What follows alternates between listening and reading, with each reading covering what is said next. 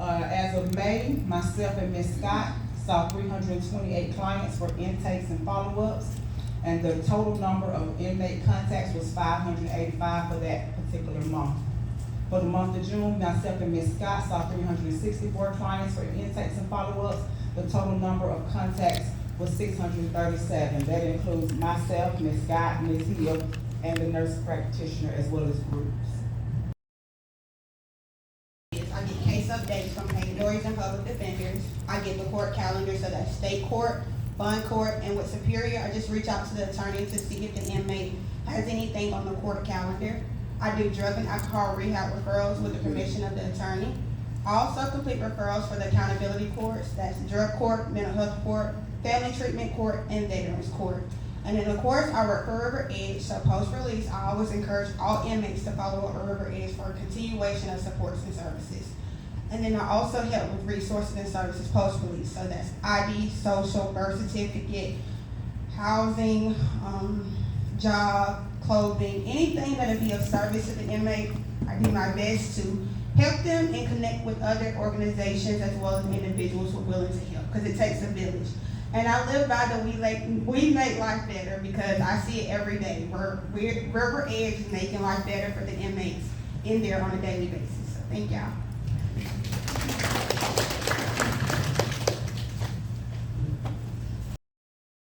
I am Michelle Jackson. I am the forensic peer mentor for Bibb County Mental Health Court, and I'm proud every day to say that. A lot of people don't know what mental health court is or a forensic peer mentor, but hopefully I can shed a little light on that briefly today. I want to ask if I could, everybody has a piece of paper and pencil. If you would, just take a piece of paper and a pen and draw a heart. And the whole time that I'm talking, think about that heart and someone that you love very dearly.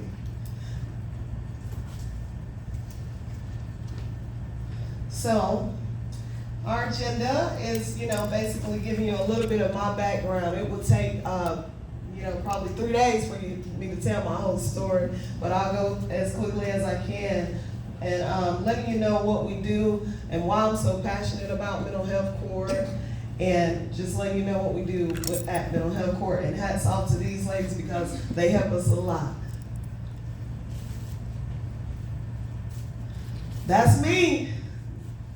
That is me, the old me, the lost, confused, helpless me. As you can see, that the tear here with the thorns, because at that time I cried a lot, but it hurt to cry. And then what did the tears bring about? I suffered a lot with my mental health, substance abuse, incarceration. I was just telling somebody today, I'm 46 years old, but I'm really 25, because I used a lot of my years in my 20s went to incarcerated substance abuse. So I'm living my best life now. I'm 25. And I hesitated about sharing this picture, but I can never forget how far I've come. It helps me be more better in what I do, to not judge people, to know that if I can do it, I believe anybody can, because I know that I was really messed up at one point in time. And those thoughts, as you see this lady here, that's not me, but I remember sitting like this several times, several nights, several days, sometimes all day, every day, with the thoughts of I have no help, I have no hope, the pain too much, I need an escape. Do I kill myself? Do I commit suicide? Do I do drugs, sex? And I've attempted every last one of them, and then some. End result, to the pain. I'm already hurting. I'm already going through a lot. Then I'm in jail. Then I'm labeled. I'm a convicted felon. I'm a criminal. I'm insane. I'm a drug addict. I'm all of that, But deep inside, I was something greater, as you see today. And I strongly believe that in the people that are incarcerated today, there's something great. Mental health court. When someone commits a crime, incarceration seems fitting, and it very well may be at that time. If I never went to jail, I wouldn't be sitting right here, so I wouldn't be standing right here. I needed that correction. But at the same time, I wasn't meant to stay there. That's where treatment comes in. You know, incarceration may be fitting for the crime, but treatment is fitting to problem solve for that whole entire individual. You know, you've got some people that can do 20 years in jail and just come out and go right back. The treatment is necessary, and that's what we strive to do with mental health court. Get people connected to the treatment and the community resources that they need. That few slides back, when I felt helpless and hopeless, I knew nothing about any resources. I thought that I was alone. When it came to family, it was all about, hey, here you go, just smoke this, just drink this, you'll be all right. You know, we don't do all of that now. You know, but I needed treatment. I needed some of the professionals that are in here, just like people need support. And I'm very grateful to be a part of the mental health court team. So with the mental health court, we're connecting troubled individuals to help, you know, instead of leaving them in jail. We have River Edge. Kudos to River Edge for the collaboration with the jail and the court, the legal system, the judicial system, to help people in lieu of going to jail and staying in jail forever. Their sentence is mental health court. So they're connected to the resources that they need, you know, without housing, without jobs, without knowing about my mental health, without knowing, you know, even basic life skills. You know, it may be simple for any of us to go in the kitchen and make some spaghetti, but some people don't know, do I boil the water first? People need help. Case manager, kudos to case managers. And here we go, forensic peer mentors. I'm gonna shout them out, forensic peer mentors. It takes a lot. It takes a lot to have lived that life and then turn back around to help someone else, because now you know, I have to be strong every day because I'm confronted with some of the things that I once struggled with. And I am very grateful to be a forensic peer mentor, very grateful that it was established, because forensic peer mentors know what it's like to sit somewhere and be hopeless and helpless and thinking that the only way out is suicide, or, you know, committing crimes, or getting high, or selling your body, different things. I don't mean to offend anybody in here, but there's a lot that I've been through, there's a lot that I did, you know, and I'm able to relate to an individual with different things that they go through in life, and we're able to, you know, climb the mountains together. And, you know, like I said, if I can do it, anybody can, because I know I was messed up. What I always say to my peers, I believe in you because someone believed in me. And again, and in closing, see my GDC number up here so you know this real. Take a moment to reflect on that, please. Because when you see this next slide, y'all gonna want my autograph. That's the new improved me in happiness and recovery. Recovery is possible. We do recover. It don't matter what somebody comes to the jail looking like. It don't mean they're gonna look like that forever. They may be like that because I'm telling you, I battled depression. But I didn't know how to handle it back then, and that means I don't comb my hair, I don't brush my teeth, I don't take care of anything. It hurts too bad to get up and make my bed. It hurts too bad to put on socks and shoes. So, you know, we just need to help people and love people, because this is possible. And this is the slide I will read. I am not a criminal. I am not insane. I am not a drug addict. I am an incredible person, an overcomer. I am a beacon of hope. I am a forensic peer mentor. Thank you.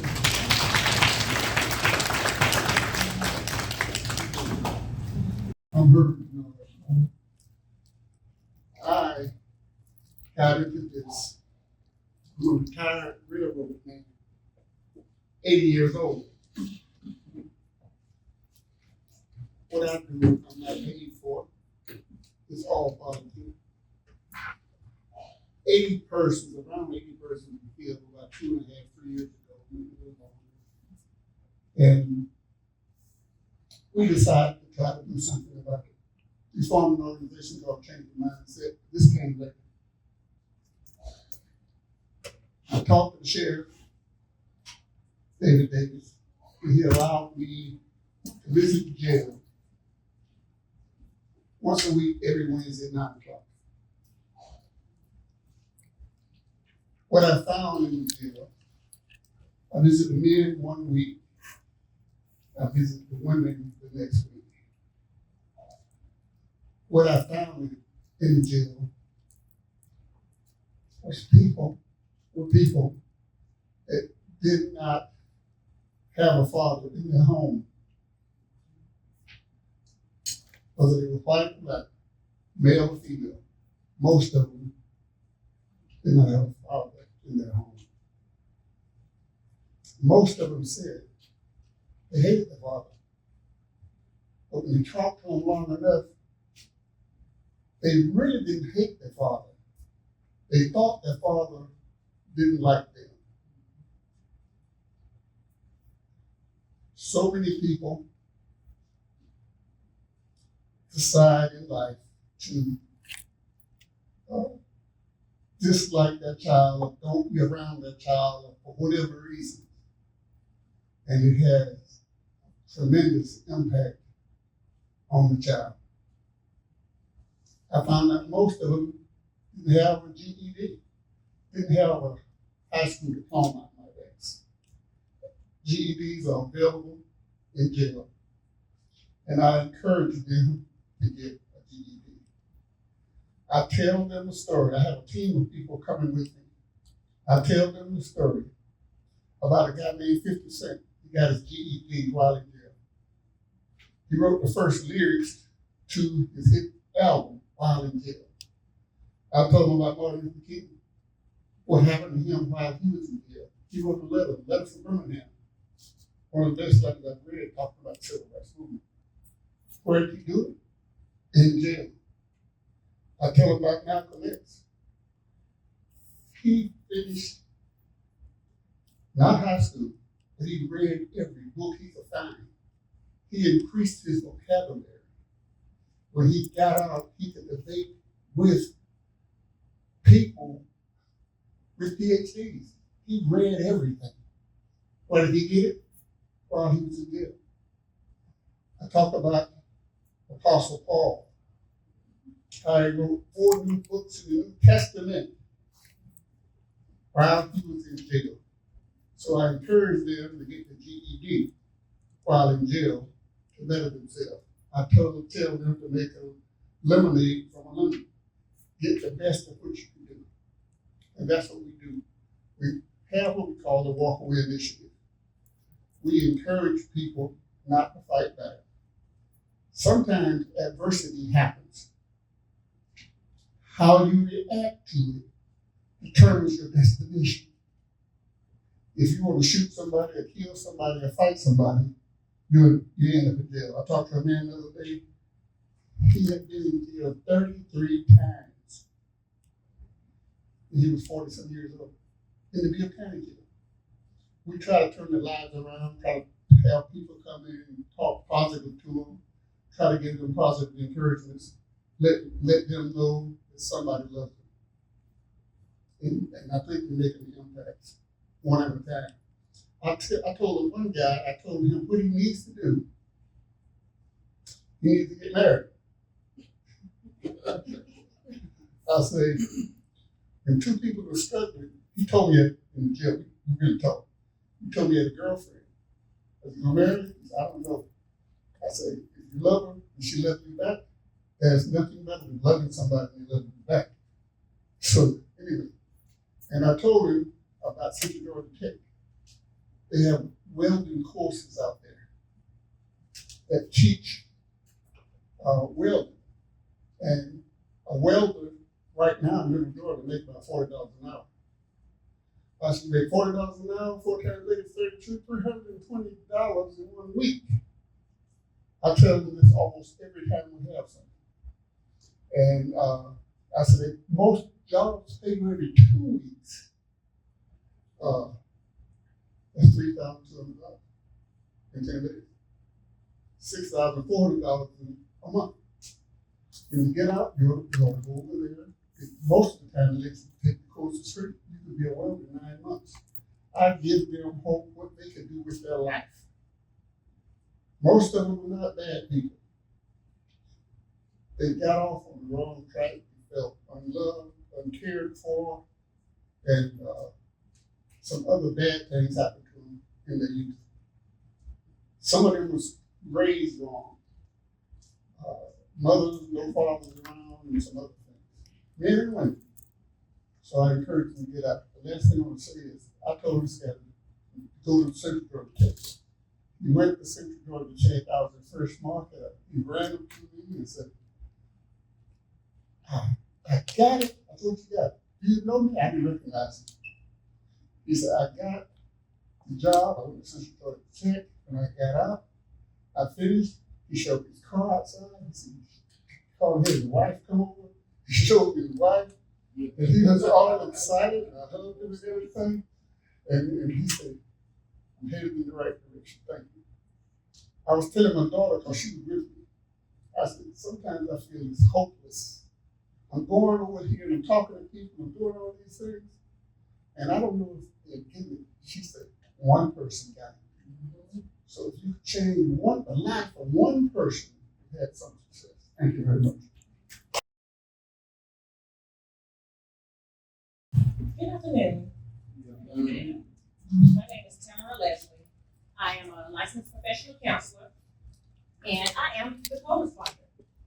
Currently, on our co-responder program, we have 2 clinicians, myself and Ms. Ashley Thwaites, who has recently joined the team. I'm going to talk a little bit about the co-responder program. River Edge has partnered with Bibb County Sheriff Office, so we can go out and help assist with mental health crisis calls. We are dispatched along with the deputies when crisis calls are made.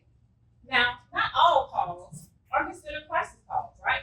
Because sometimes I can receive a phone call and they just want some advice, or they want for someone to come out and assist. So these calls do not go directly through 911. So we're self-dispatched, but yes, there is a protocol that we must follow.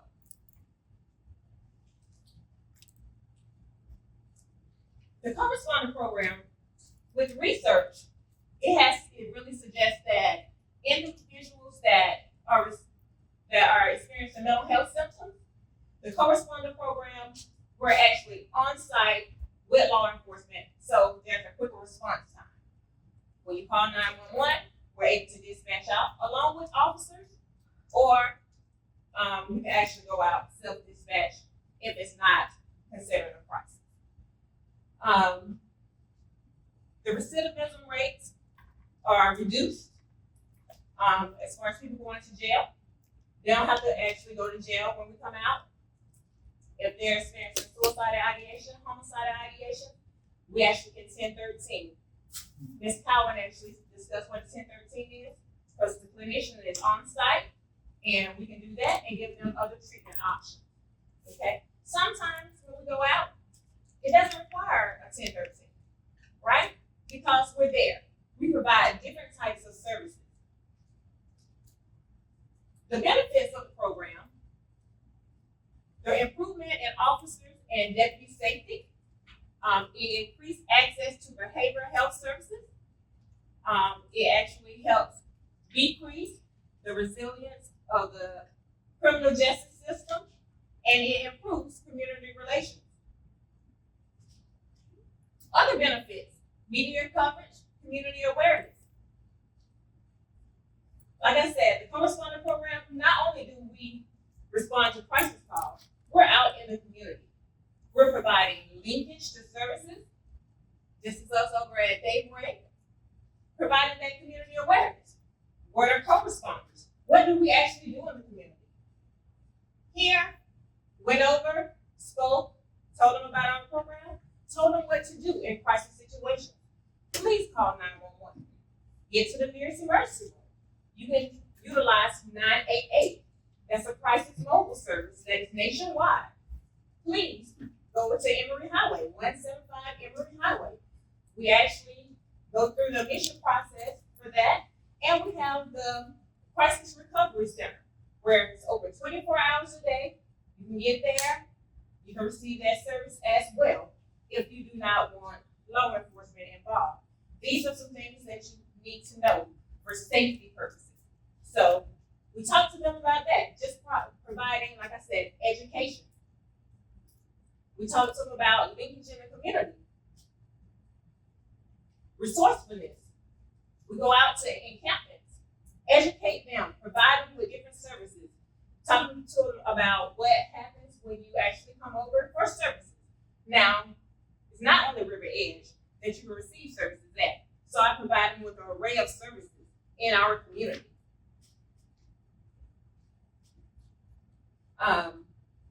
Our model, we actually have a combined model here, like I said before.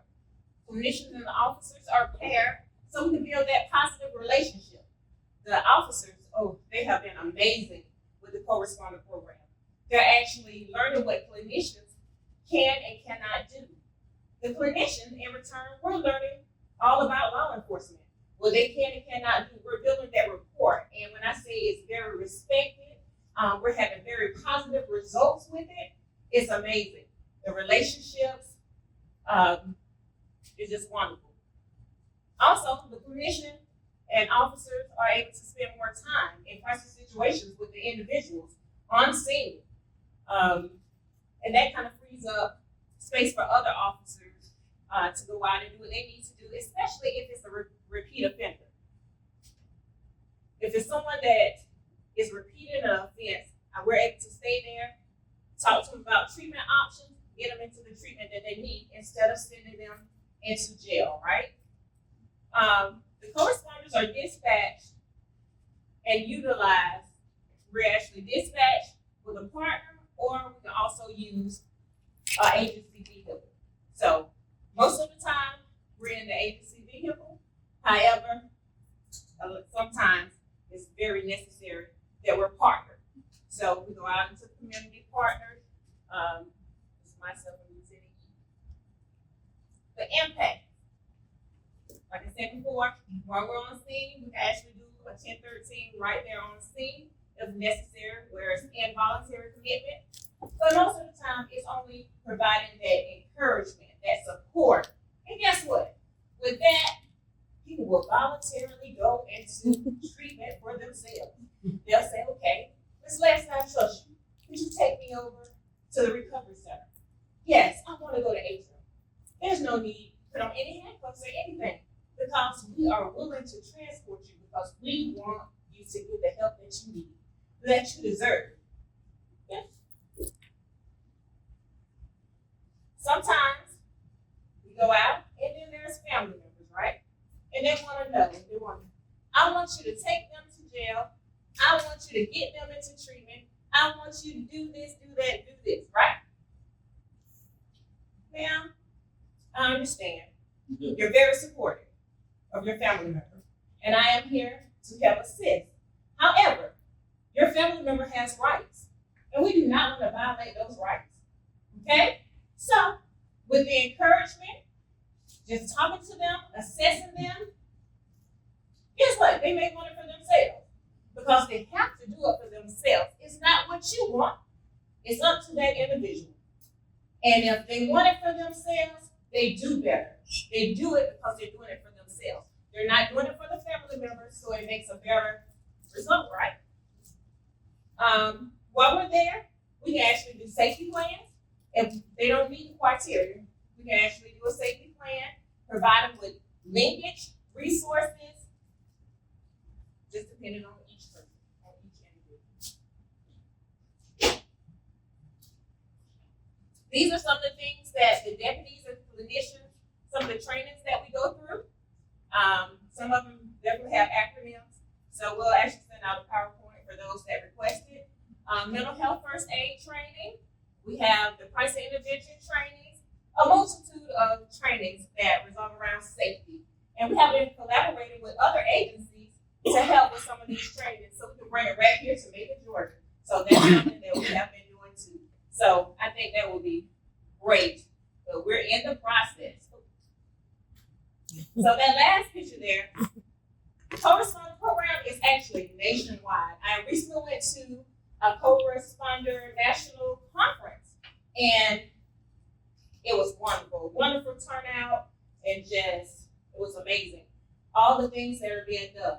Our program is just really getting up and running, but like I said before, it has made a positive impact.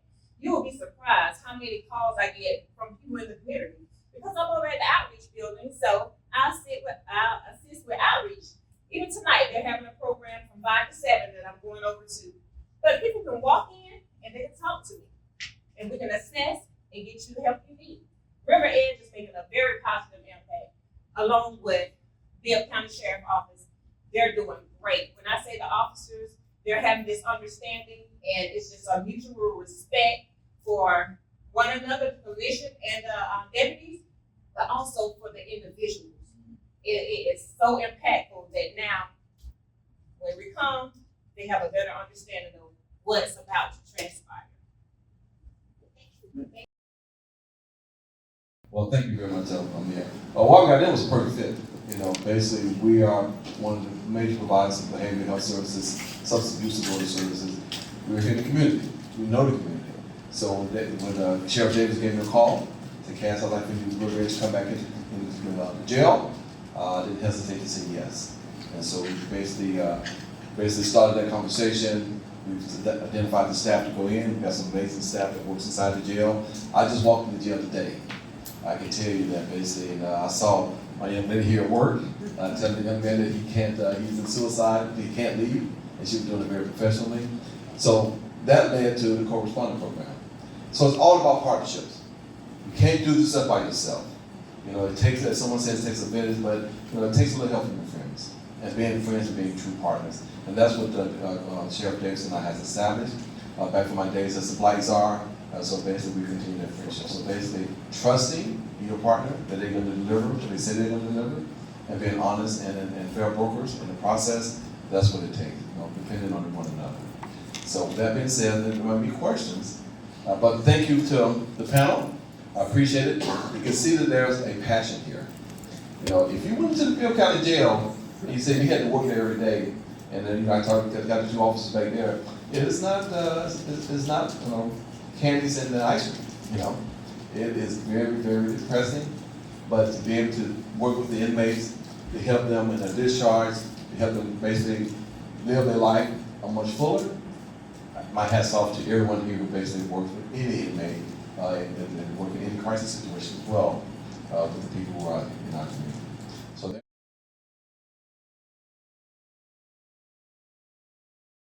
How does dispatching work?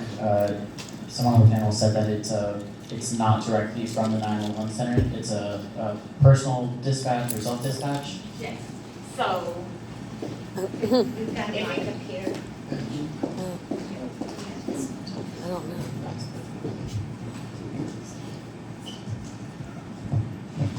if a call comes through 911, we're actually dispatched out. So I will get a call, tell me the location, I will arrive there.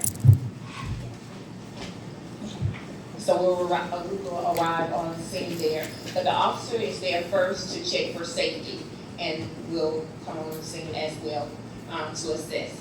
Now, I also get personal phone calls. Well, I'm not gonna say personal because it's work related, on my work cell. And like I said, I'm out in the community, so now they're aware. So they'll call, hey, Miss Leslie, I observed these things are going on. So I will actually follow the policy of contacting my captain, let him know exactly what is going on. Then I'll contact the non-emergency dispatch so they can have the location of where I'm going, things that are being done at that location. So it's periodically like a check-in, that they're checking in on me to see how things are going.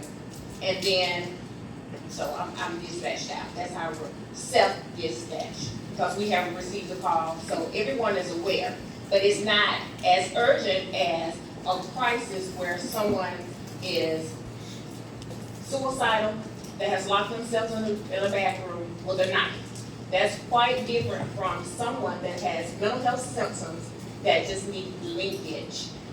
So I can go over there, be more of a support, provide that encouragement, do that assessment, and link them to the services that they may need. Whether they need to come in for treatment, get them an appointment scheduled, more of the case management things. If they're homeless, making the contacts to get them into services, let's say Brookdale. I work very closely with them. I call over to get them, the services that they need if that's a necessity for them at that time. Yeah, so both ways, basically, dispatch out or call or basically self-dispatch. One thing I'm gonna say about the corresponding program, we have two clinicians, one in the day, one in the evening time. The second clinician is stationed out at the mall, because they're open 24/7 and they have somebody there. So we have somebody in the evening times and at night. If a situation happens then, we have another clinician that basically go out as well. So we cover basically the both the evening and the daytime hours for any type of crisis that needs to be serviced. Any other questions? I'm curious about, I know that a lot of this is about kind of like what happens if you don't need a 1013, but in the case of a 1013, can you talk about kind of the reality of like the wait time or where you tend to take people if they need a 1013, like kind of what happens in that situation? 1013, while we're on scene, I'll actually write the 1013 and it's immediate. It's no wait time. I'm there, I have observed. The person is a danger to themselves or others, and we transport from there. And so the nearest receiving facility. So I'm checking bed availability at the recovery center. I'm also making contact with Atrium, Piedmont, whatever, and we'll arrive, and they have the understanding. So now they're aware of the program, and everything is running pretty smoothly. The big thing is about having a recovery center. Our crisis service center is located on Fulton Road, basically 24 hours, 7 days a week. Anybody can come in for assessments. There's a 9-bed observation bed, so they need to stay there for 24 hours and be seen. If they need longer stay or the acuity is much higher, we have a 30-bed capacity that we can take them on to the major unit where they can full services up to 7 days or more, depending on the acuity. So we have a location that we can take them to, and we will take them to jail, and even if we have to, it depends on the acuity, take them to the emergency room. That's all we have, question back here. Can EMS do the transport? Again? Yes, sir. Yes, they can. EMS, but depending on the severity of it, sometimes the officer will have to ride along in the ambulance, and myself, I'll follow behind, and then we'll just figure out from there how they go back to get the car and things like that. But yes, in some situations that has occurred. Thank you. Could I ask Ms. Hill? Sure. I do have a question on the bond procedure or bond conditions. Are y'all usually present when that's set for an individual that's bonding out? Oh,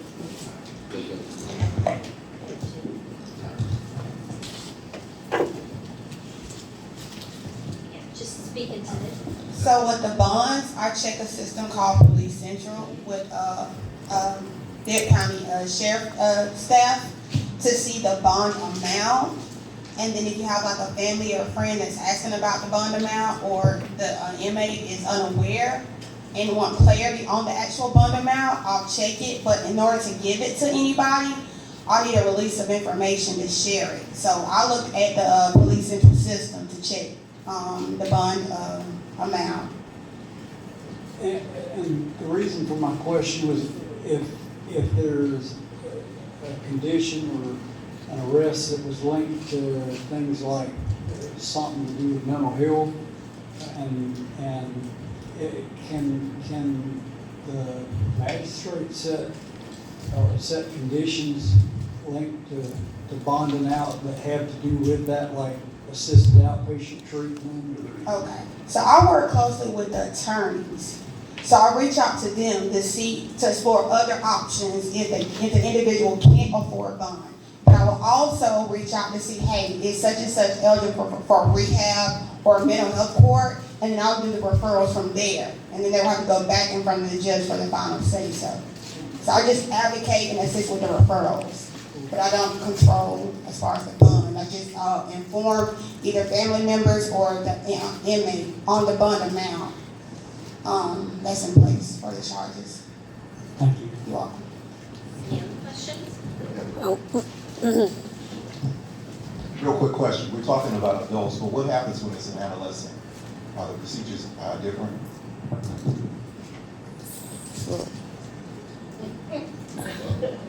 Well, let me, so basically, the jail, use all adults in jail. But if there is a situation with adolescents, we do have our crisis service center, which provides services for kids, or adolescents. I'm saying 5 to 13 is the number. And so basically, if someone is it's a kid that has a crisis situation, they can go out to our recovery center. It's separate from where the adults are. It's isolated. 16 beds are there. Basically, full clinician services are there. All the diagnostics have been done. Also, we have a licensed school teacher there. So if they're still school age, they can still go through classes. We segregate them in terms of their ages. Make sure that they have homework and things of that nature. Make sure that that's not an interrupted bit on the school services. So we do provide crisis for crisis for kids. For outpatient services, we have child and adolescent services here in this building. And so there's kid who has a behavioral health issue, and they want to see a psychiatrist or see a doctor, talk about medications. They can go to our admissions area here, or they can be seen, enrolled into our program, and we do provide services for child and adolescent. Then in a special group, the count of 16 to 30, we have what we call an in-tune program. That basically anyone with a psychotic disorder, and basically we do that here, and so they can go through our admissions, they can enroll in tune, and then we provide that services. Because there's an age gap sometimes, we want you to try to cover the whole spectrum of the young adults, and young kids and young adults up to adulthood, make sure we cover that whole spectrum of services for those age groups. Did I answer your question? Did y'all someone say something? Anybody know? Okay, home. Here you go. Hi, good afternoon. I had a question for Ms. Cowan. So with about, I believe the number is 30% of the inmate population in Bibb County Jail has some sort of mental health diagnosis. Do you guys update your impact plan? And if so, how often do you guys reevaluate it, take a look at it, and add some things, change some things? Can you kind of describe that process?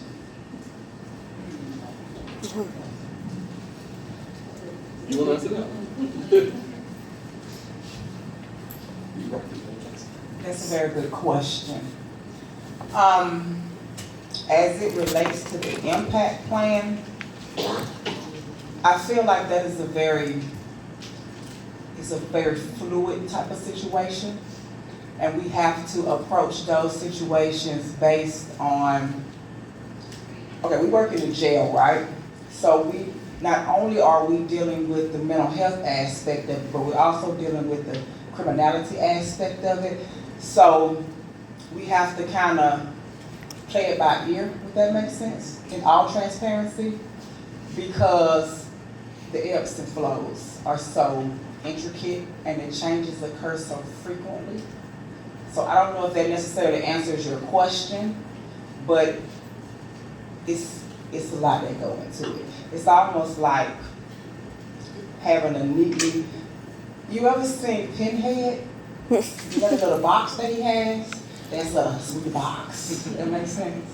It allows for personalization. Correct. It allows for us to develop individual plans. Correct. It's not just one box fits every person that you see. We're Correct. able to individualize their care, Correct. their treatment Because plan, what their case works for management. him may not Exactly. work for him, and what works for her may not work for her. So we have to approach the situation as these are individual people who have their own individual needs, who have their own individual experiences. So we have to take all of those factors that make them who they are into play. We have to make sure that we handle each person based on their own individual needs. Yeah. And who are you? Frederica McClary Myers, And you're the what? Chief Clinical Officer for River Edge. I was in my mind, I was thinking of on a broader scale when you asked that question. And so what I wanted to add is that we have an ongoing sort of fluid communication with the Sheriff's Department. We attend their monthly meetings, and we're able to collaborate and discuss with them some of the issues that we're seeing as far as prevalence of particular sort of diagnoses that seem to be presenting, or any sort of new trend in inmate issues or concerns that are raised. And so we're able to have a fluid and dynamic conversation monthly and impromptu to be able to adjust and modify our plans as far as how we need to address certain needs and behavioral health concerns within the jail.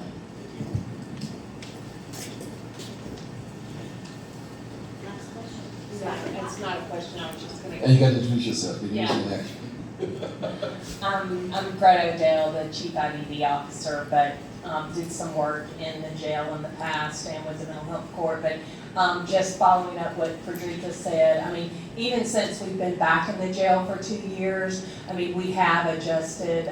When the program started back up, we only had one clinician in the jail, and we now have 2 clinicians in the jail based on the numbers. So yes, the jail does, as Frederica said, meets with us, and there is constant communication on increasing whatever services are needed in the jail. That helps. Last question. I feel like we've talked a lot about how you guys approach detainees once, like at the moment they're being detained, but not while they're actually in the jail. How do you follow up with the people in the jail as they're in there, and let them know that these services are available? Like walk me through it.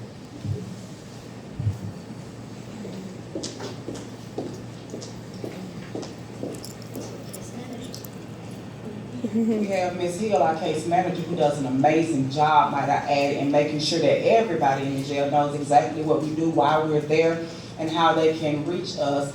But I will say that word of mouth is amazing, right?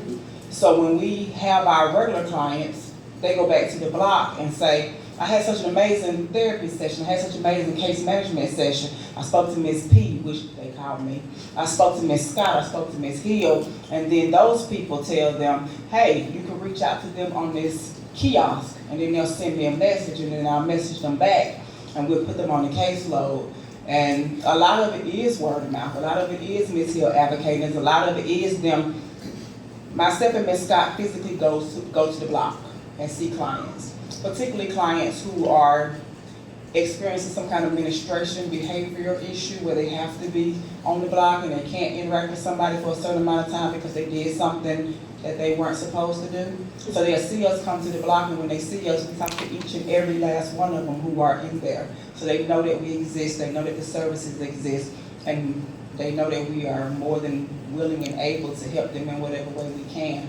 Even that includes being able to put them in our groups, because we do a lot of group substance abuse. We do coping with incarceration. We do life after lockup, we like to call it. What you're gonna do when you get out of here? What's your plan? What are your goals? What can we do to help you relate with Ms. Hill so that when you do get out of here, you don't come back? What's the steps? What can we do to make sure that you have that support system that you need to know that this does not have to continue to be your life. It does not have to continue to be a pattern.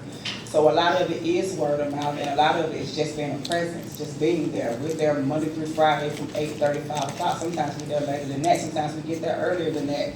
It just depends on what they need. And Corporal Patterson is back there. Me and him talk a lot. Ain't that right, Corporal Patterson? Mr. Wolf back there, man, you talk a lot, don't you? Yes.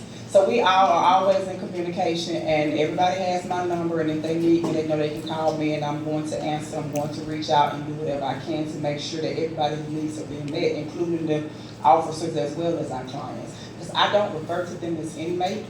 They are my clients, regardless if they're in the jail, out of jail, whatever. I treat all of my clients the same. They get the same respect from me that I give anybody else that I will see inside or outside the jail.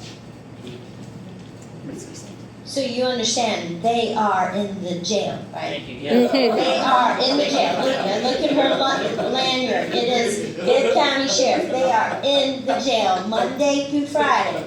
They're not sitting someplace else. They are in the jail with the inmates. Thank you for that. Okay, Ms. Miller?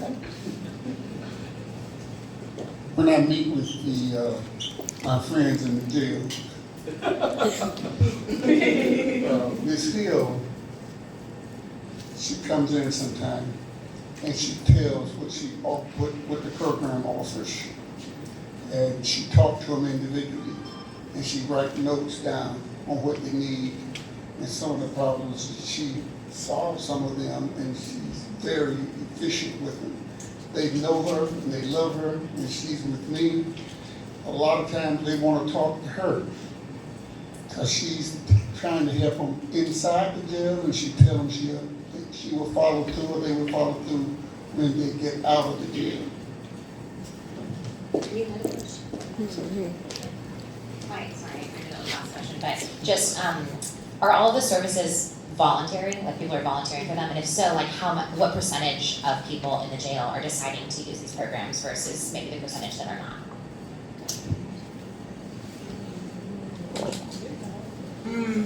It is very much so voluntary. Everybody has the right to choose whether or not they want the services.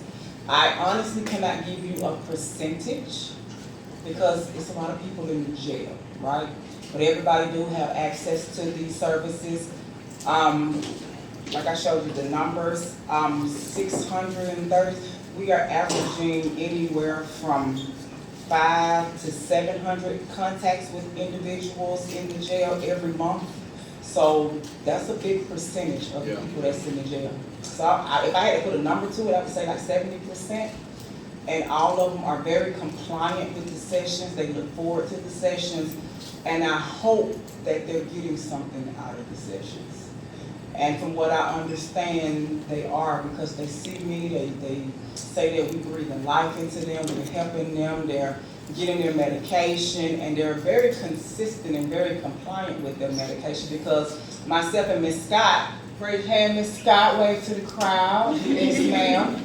We can see their compliance with their medication, and if we see that that compliance is dropping, we pull them then and talk to them about the importance of taking their medication as prescribed. We talk to them about why they're not taking their medication. If it's an issue that we can help rectify, we do that, so.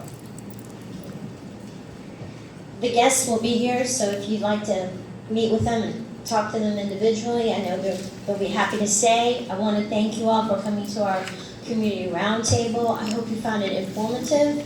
I hope you learned something new, and I hope that you leave here with some hope that we are doing some good things in the making Bibb jail, that they're not just there by themselves, that we are doing some outreach to them. So thank you all very much for being here. We have our next roundtable in October, and I hope to see you then. Y'all be safe.